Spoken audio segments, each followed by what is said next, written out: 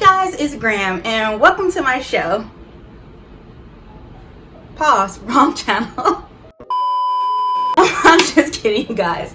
Hello, it's Tori. Welcome back to my channel, and today we are going to talk about credit. Yes, the long-awaited credit score video that I promised you guys at the beginning of the year. Sorry I was away for so long. YouTube had just got a little ratch. Well, Forex YouTube. That's why I'm venturing out. We're going to talk about credit and how I increased my credit score 140 points. Yes, I increased my credit score 140 points. I hope I can jam it all into one video, but it may need to be over like maybe 2 videos because it's just a bunch of information. And you can also leave your questions down below. So my first step to fixing my credit was realizing that there are more than the 3 credit bureaus that they tell us about. So, you know, we know that there's Experian, we know that there's TransUnion, and we also know that there's Equifax. However, there are 4 more and also 40 other little credit bureaus that track our information, and they kind of like snitch on us to the other big 3. So the big 3 that I first named that everyone's familiar with, those are the ones that, you know, banks and everyone look at. But how they really get our information, even if we get, you know, something cleared up with one credit bureau versus another, are like little smaller agencies that track our data, track our credit history without us even knowing it. And there's a simple fix to all of that. You can opt out. So a couple of these credit bureaus are, and I will list them as follows. You have LexisNexis, Innovis, SageStream, and CoreLogics. So what you want to do is go to each of these websites, go on Google, go to their website, and choose to opt out of them tracking your information and data. They will then send you something in the mail that lets you know that you have opted out. That's fine. It stays like that up until like 5 year, give or take for some of them. But remember, you have to keep opting out of that so they won't track your data and, you know, track your information and everything like that. So that's the first step, recognizing that there are more than 3 credit bureaus. So the second thing that I did, which is probably the most important thing, was realizing what was on my credit score and what made up my credit score. So what was on my credit score that was holding me back? And you can go to companies like Identity IQ. There's also Identity Guard. There's Credit Karma, which is free, but Identity IQ and Identity Guard, you have to pay for them. But those services were nicer in my opinion. Credit Karma's data is a little bit limited in what they show you, as in like what's on your credit report, so you may want to get more of a paid service. So I went with Identity IQ, and this just showed me everything that was on my credit report that was probably holding me back. So ladies, yes, before there was Savage X Fenty, there was Victoria's Secret. I loved Victoria's Secret sweatpants, the t-shirts, girl, yes, but it messes up your credit if you're not aware of, like, you have to pay things on time. Always you need to always strive to have 100% payment history. Just always strive for that. If you don't, it can really plummet your credit score like 50 to 60 points. Just plummet it to the ground. So always be aware of that. So if you have these type of derogatory marks on your credit report, you can call them or you can send a letter. I personally went the route of calling them, and I called Experian, Equifax, and TransUnion and let them know, like, hey, some of this stuff on my credit report isn't exactly me.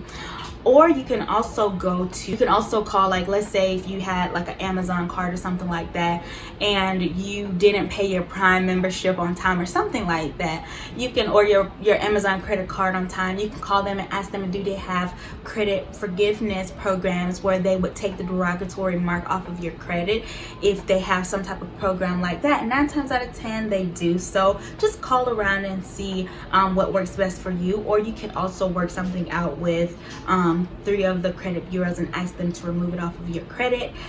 There's also a a company or a agency that checks these credit bureaus to make sure that they are, providing us with the best services. So you can also include that in your letter or your call when you're talking to these 3 credit bureaus to get these derogatory marks removed off of your credit report.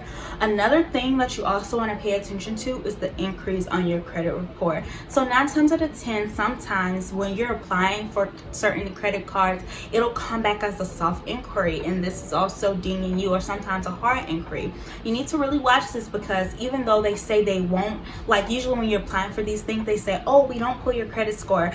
That's good for you, because you can then call the 3 big bureaus and tell them, like, hey, they didn't notify me that they were gonna pull my credit report for this. Could you please remove this hard inquiry? And they are likely to do so. If you can't get in touch with anyone, try sending letters, and that also helps as well. So if you do go with the option of sending letters, you can go into Google, find a template, like a credit letter, template curated letters. That's why I love Google. They have a template for everything, a template letter for everything.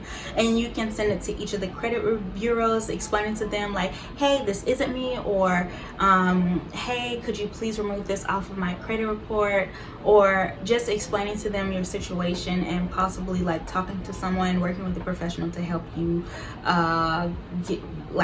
rebuild and get that off of your credit score. After you get your information secured away from the third-party credit bureaus that you probably had no idea about. I know I didn't have any idea about this. And you've also called Equifax, you've called TransUnion, and you've called Experian to move any derogatory marks away from your credit report, like your hard inquiries, your soft inquiries, and things of that nature. This is where you want to start building your credit. And I know what you're thinking, Tori, how the heck am I going to build credit if I have no credit? And that is very, very valid.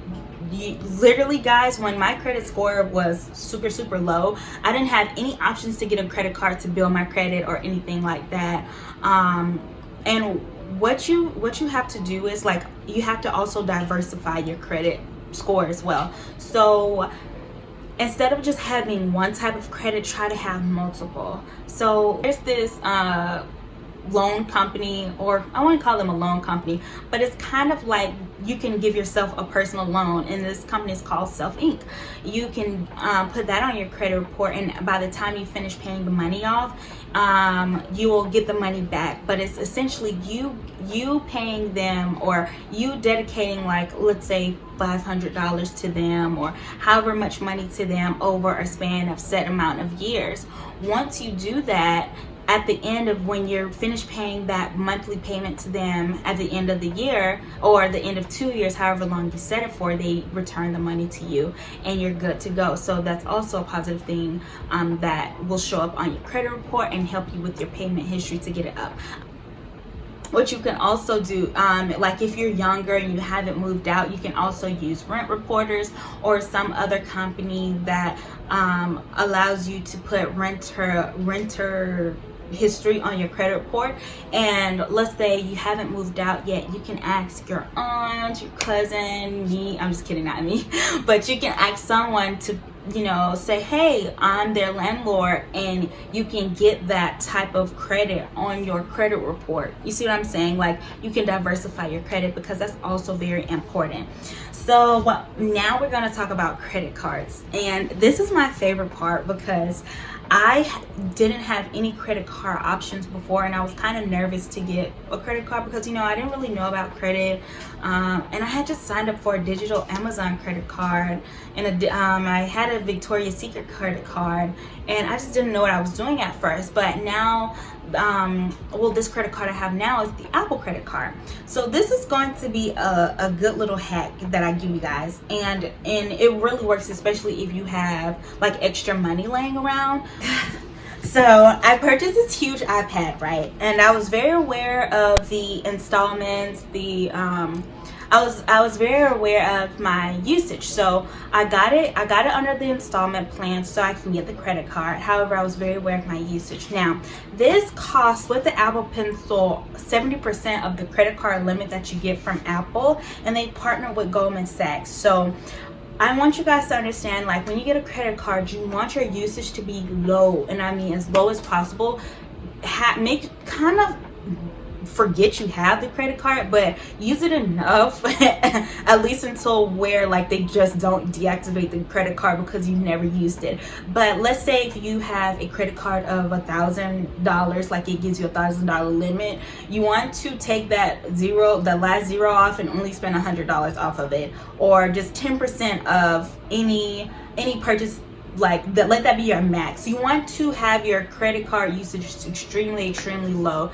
Even 10% usage is a lot, so just be careful and mindful of that. And the reason that I like the Apple credit card is because it's super easy. This is not a sponsored video, by the way, but it's super easy. I don't have to touch the little buttons. The card is very heavy. It's like a titanium feel. It's not like the regular schmegular debit cards. It's really heavy, and I love that.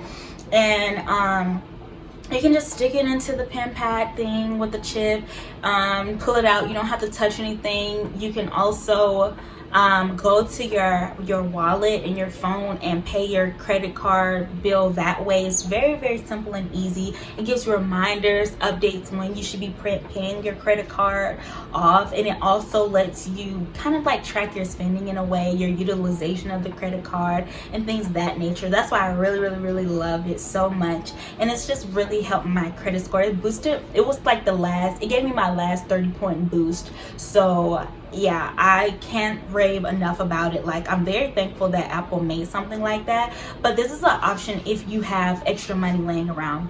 But I mean, let's be real here. You guys were going to get the new iPhone anyway, so you might as well get the credit card to go along with it and pay it off. If you do have the extra money laying around, pay it off, and then that'll just do your credit card wonders. And that increases your payment history. Like shows credit bureaus like, yes, I'm responsible with credit. If you lend me money, I'm very responsible with it. Or it'll show other lenders that you're responsible. So yeah, I couldn't be happy. I couldn't be even happier. So I have the thing that I was gonna buy anyway, the two things that I was gonna buy anyway, and I have a credit card now, which is really awesome, and it's been boosting my credit. So if you want more information about how I did that, oh, and the reason that this works so well is because, so I purchased this with my credit card, which got me to 70% utilization, which is terrible, and then 3 days later I paid off every single dime on it. So from me going, so it reported, like, if you go to my Credit Karma or my Identity IQ or my Identity Guard, it'll show you that I was using 70% utilization on the brand new credit card I just got out fresh. But then in the couple coming weeks, it'll also show you that now I have 0% utilization. That change in utilization boosted me very fast. And if you guys want more information how I did it, worked around the dates to do that, then I can put that all in another video. Also, if you want to know kind of like what to say to Experian, Equifax, and TransUnion, then I'll also put that in another video.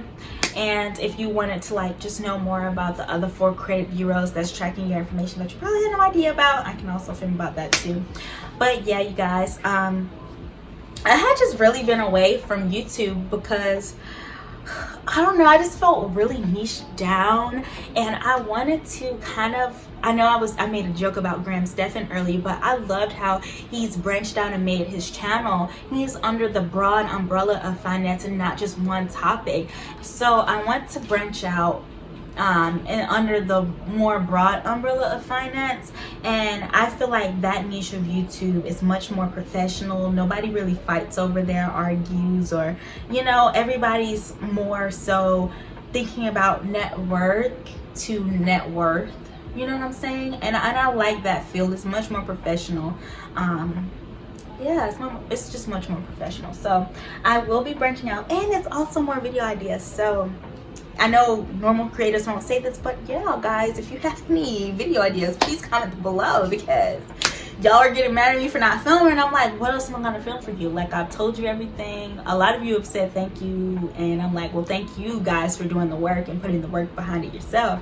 But I'm like, well, what am I gonna film? I don't know. So yeah, comment ideas below if you want me to talk about. Oh yeah, Dogecoin. We need to talk about that. That's what we need to talk about. But yeah, if you want to, if you have any ideas you want me to talk about, or anything you want me to talk about, let me know. And without further ado, I'll talk to y'all later. Bye. Oh, by the way, the mentorship is going well, but I am tired. I'm tired. I'm tired. I'm over it. But it's going well. I'm so grateful for all the information that I'm learning, but it is a lot of work. The charter member people told me I was going to get tired, that my ICT sugar rush was going to wear off, and it has. I never imagined that happening to me, but it did. It wore off, and I'm what is this? This is June. It's June, and it cracked finally on month 5. I cracked my sugar rush. But you know, we move, we keep going. So yeah, that's how that's going. But yeah, I hope y'all have been well and healthy, and I'll talk to you guys later. Bye.